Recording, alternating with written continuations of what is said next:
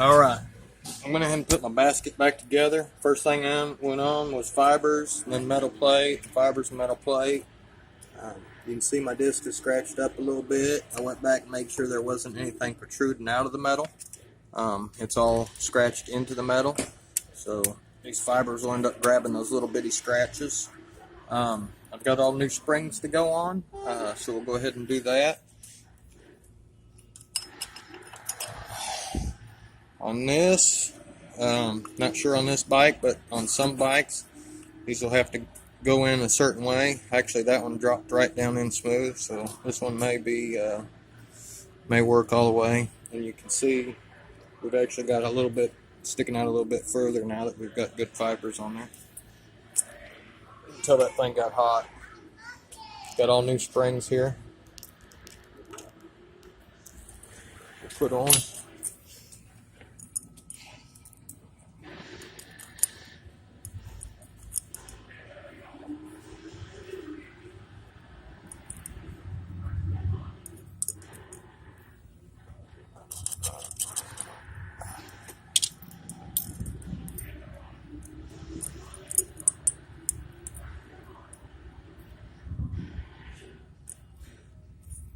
Get all these started.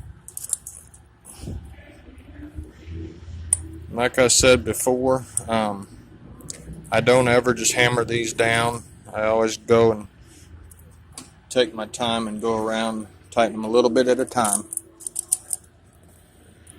I've actually broke one of these push plates one time, and depending on what bike you're working on, that can get pretty expensive, or sometimes you're just out of luck if it's a rare bike.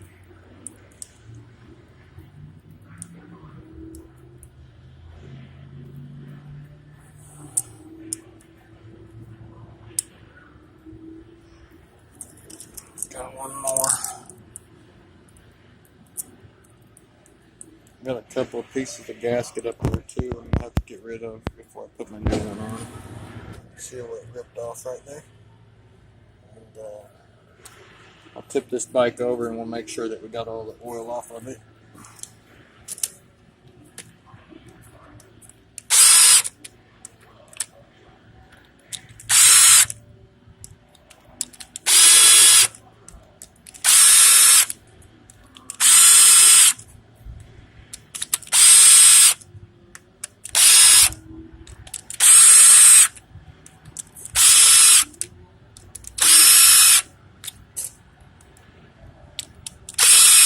I'm using my right arm to drill, so I'm going to have to take this off. My shoulder's pretty well broke.